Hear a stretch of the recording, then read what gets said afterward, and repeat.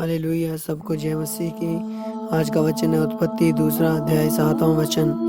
तब यहोवा परमेश्वर ने आदम को भूमि की मिट्टी से रचा और उसके नथनों में जीवन का श्वास फूंक दिया और आदम जीवित प्राणी बन गया। हालेलुया। परमेश्वर ने इंसान को मिट्टी से बनाया। हालेलुया। उसके अंदर जीवन का श्वास फूंक दिया और इंसान जीवित प्राणी बन गया। हालेलुया।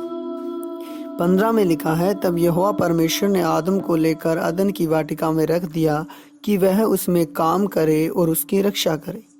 हालेलुया।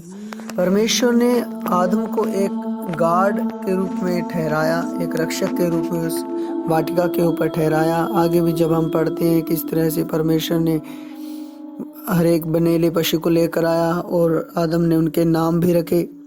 हालेलुया।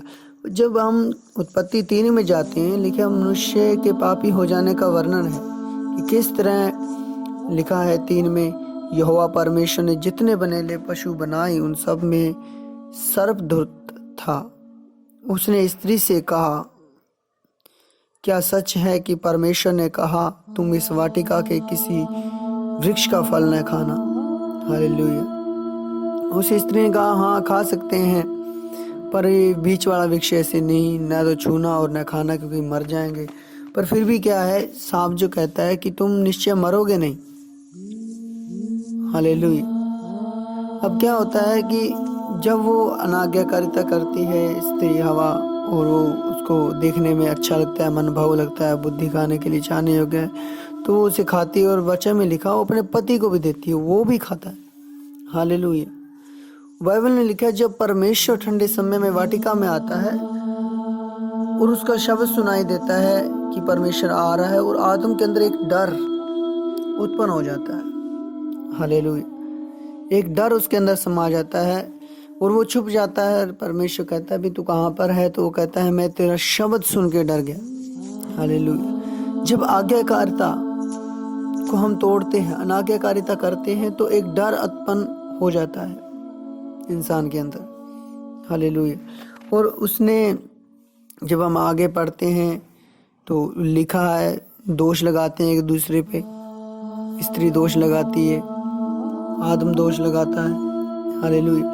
तो बाइबल में आगे लिखा कि उनको श्राप भी मिलते हैं। पर बात यह है कि जब हम 17 में पढ़ते हैं, 3 के 17 में, आदम से उसने कहा, तूने जो अपनी पत्नी की सुनी और जिस वृक्ष के फल के विषय में मैंने तुझे आज्ञा दी थी, तू उसे न खाना, क्योंकि तूने खाया इसलिए भूमि तेरे कारण शापित है। हालेलुया। किसके कारण शापित हुई भूमि? हालेलुया। आदम के कारण। क्यों?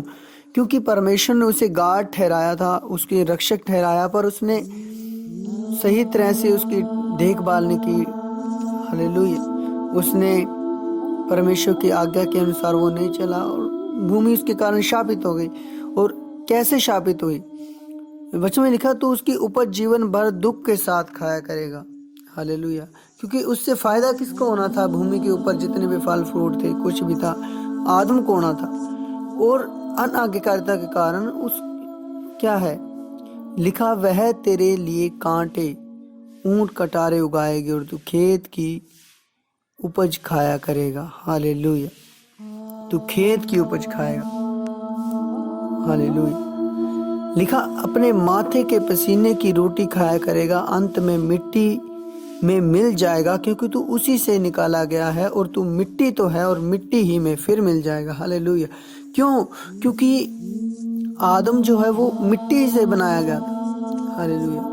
अब उसका कनेक्शन जो है मिट्टी के साथ ही दोबारा बन गया, क्योंकि उसने अपना कनेक्शन जो है वो आत्मिक रूप से खो दिया और उसका कनेक्शन जो अब मिट्टी के साथ ही रह गया, तो मिट्टी ही उसके कारण शापित हुई। हालेलुया। और लिखा, क्योंकि तू मिट्टी से बना और मिट्टी में फिर मिल जाएगा। हालेलुया। पहले परमेश्वर के स्वरूप में इंसान बनाया गया। परमेश्वर ने अपना स्वरूप उसे दिया, अपने गुण उसे दिए, पर उसने रखा नहीं उन गुणों को अपने पास। उसने शैतान की सुनी। हालेलुया। उसके अनुसार चला और उसको स्वरूप, वो जो परमेश्वर ने उसे दिया था, उस स्वरूप को उसने खो दिया। हालेलुया। इसलिए उसने वो स्वरूप को जो अनंत जीवन वाला था, जो शरीर कभी न मरने वाला था, कभी न मिटने वाला था, एक अनाज्ञाकारिता के कारण, हालेलुया, उसने उस स्वरूप को खो दिया। हालेलुया। और वो मिट्टी का ही रह गया, क्योंकि बाइबल में लिखा मिट्टी का बना है मिट्टी में मिल जाएगा। हालेलुया। तो आज यीशु मसीह के द्वारा हमें दोबारा वो स्वरूप परमेश्वर का मिलता है। लेकिन हम मसीह में नई सृष्टि हैं, पुरानी बातें बीत गई और सब कुछ नया हो चुका है। यानी यीशु मसीह हमें नए सिरे से उत्पन्न करता है, नया जीवन देता है। जब हम तौबा करते हैं, पाप क्षमा होते हैं, बपतिस्मा लेते हैं, नए सिरे से हम उत्पन्न होते हैं, तो परमेश्वर हमें नया जिंदगी, नया जीवन हमें मुहैया करता है। हालेलुया। परमेश्वर इन वचनों के द्वारा आपको आशीष करे, ब्लेस करे। आमीन।